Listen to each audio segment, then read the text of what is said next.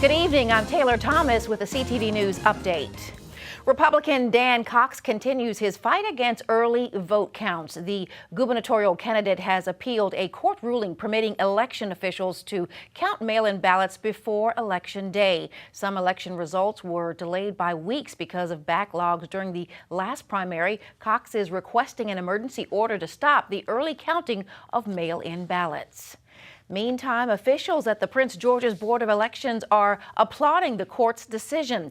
That's because the number of mail-in ballots has skyrocketed since the pandemic. Deneen Banks says those ballots have altered the workload. We are now conducting two different kinds of elections. We're conducting a regular polling place election as well as a vote by mail election. That increases the workload for those on our absentee team. After an election, everyone's staff is tired. This will make a difference, and most importantly, it will give us the election night results on election night. Mail-in ballots are scheduled to be sent out the week of October 3rd. Hurricane Ian strengthened into a major Category 3 storm earlier this morning as it made landfall near the town of La Coloma, Cuba, with maximum winds of 125 miles per hour. Ian is now moving towards the west coast of Florida and is expected to make landfall between the cities of Tampa and Fort Myers. Over 2 million Floridians are under evacuation orders. The hurricane may bring a storm surge of 5 to 10 feet to the entire state. FEMA says it's ready to assist whenever needed.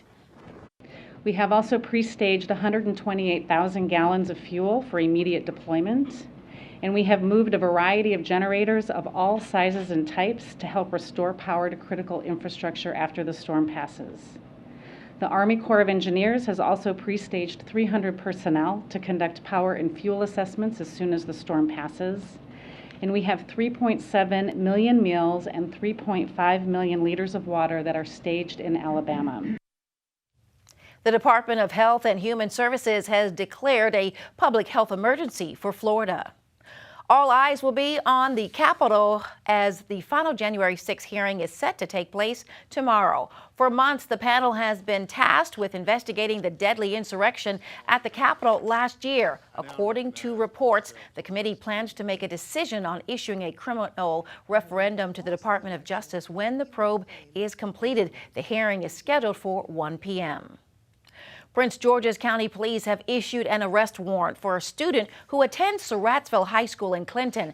The warrant was issued following an incident yesterday on campus when a security guard reportedly stopped the 17-year-old male student on suspicion that he had illegal drugs. After the student was searched, they found drugs and a loaded ghost gun in his backpack. The student fled. He remains on the loose. Officials have not released his name because he's a minor. He faces a number of charges, including possessing a loaded handgun on school property and drug charges.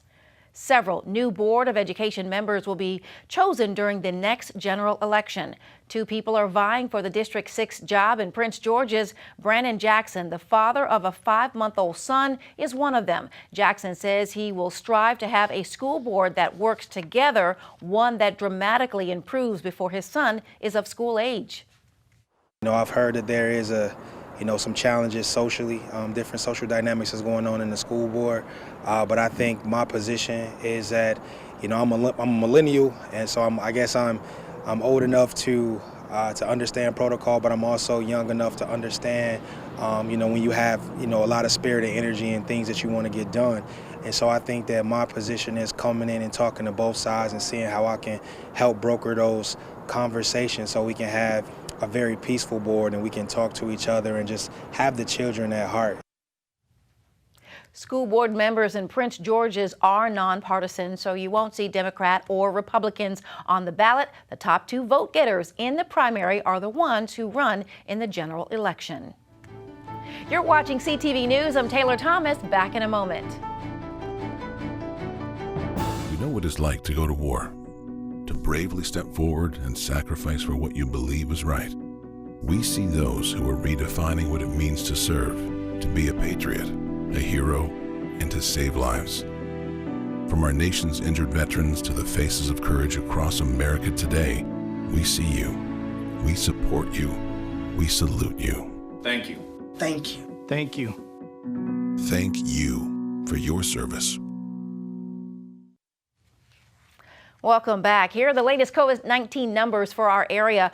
As of, there's 729 new cases statewide. Of that, 274 are in Prince George's County. The county's positivity rate is just over 9%. 16 Marylanders have died of COVID over the past 24 hours, and 443 are hospitalized.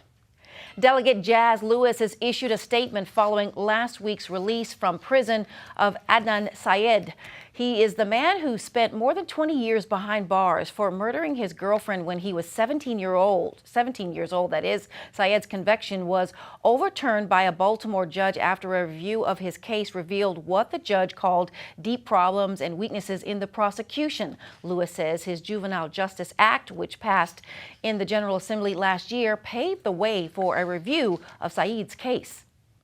The legal counsel for Adnan Syed reached out to me to thank me for the bill. I didn't realize at first that the cause for the overturning of his conviction was my bill. And when I saw that, it just kind of filled me with joy, because as I wrote it, reminded that government worked. Lewis's legislation allows for those sentenced to life as juveniles a second chance by allowing for a review of their case with the potential of resentencing. Prince George's County Council confirmed some major appointments. Council has approved Michael Johnson as the new Director of Public Works and Transportation. He had been serving as acting director since June. Prior to that, he was Director of Public Works for the city of Annapolis. Council also appointed Lynette S.B. Williams to serve on the WSSC board representing Prince George's County. She replaces Chris Lawson, who stepped down in June amid allegations of conflict of interest.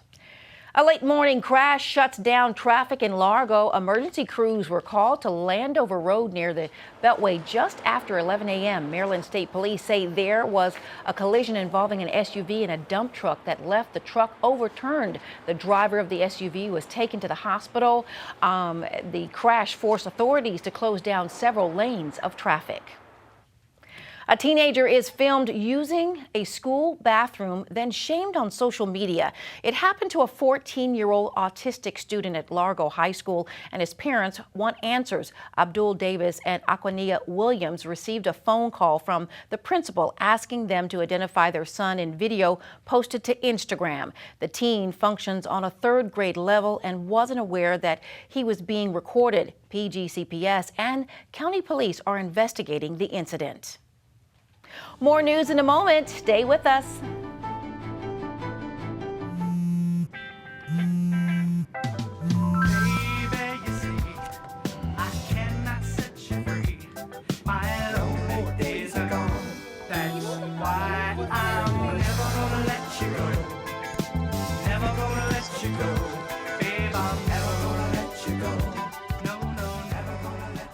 Here you go.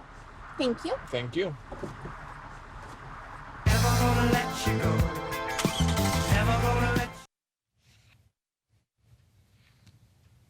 The county is gearing up to host its first ever leadership program for teens. It's called the Also Brooks Youth Leadership Institute. The initiative is designed to educate students on how the county operates. The year-long program will include 27 teenagers from across Prince George's, ranging from 14 to 17 years old. It is a county-based program. It's set up in different modules. So they will spend time not only with our executive leadership at the county level, they'll spend time with the county council. They will also spend time with various agencies in the county government. So they'll have a really good understanding of how things work on a daily basis. The program is open to students in both public and private schools. Students have until October 14th to apply, and then you can do so by visiting the website right there on your screen. A local city is gearing up to teach residents about the ins and outs of government. The city of Laurel is set to host its first ever Laurel Citizens University. It will give residents and business owners an opportunity to learn about city departments, programs, and functions. The City University will include 8 sessions with the first class set for Thursday, October 6th. Finding that, because there are so many new residents coming to the area and maybe current residents that aren't aware of some of the programs of how they changed during COVID or, some things that have been existing, maybe because we haven't talked about it during COVID. So we want to make sure that everyone understands the services that we have available to them. Cornwell says the city is only accepting 20 applications for the program. The deadline to register is September 30th. For more details, visit cityoflaurel.org.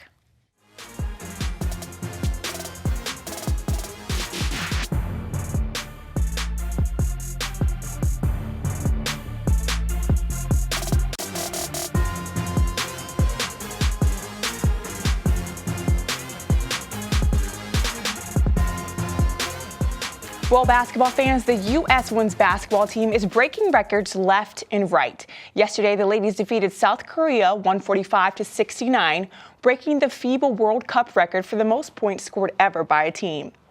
This morning, they kept the ball rolling and defeated Bosnia, giving them 27 straight wins.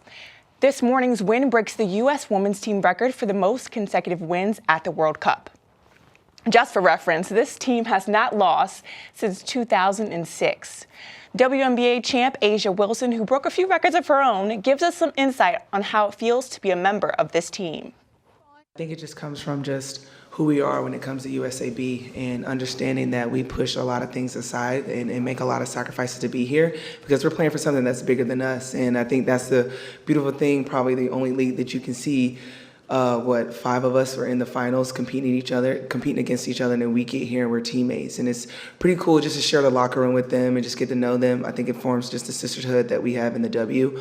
But it is definitely a lot of fun just meshing together, going from scouting each other to now just playing together. So it's, of course, the flip of the switch is easy because I guess I've been doing it for a while here, but that's just USAB. We come together, we know our roles, and we know our ultimate goal is to win gold.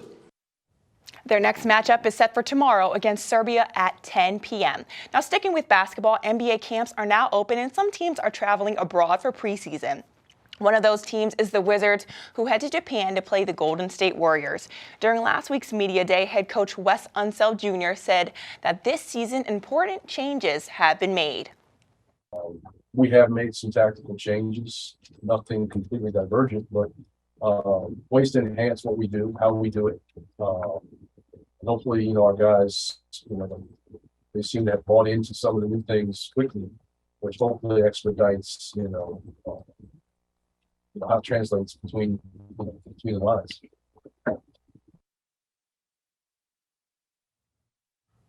We'll see if those changes result in more wins. The Wizards play in Japan on Friday at 6 a.m.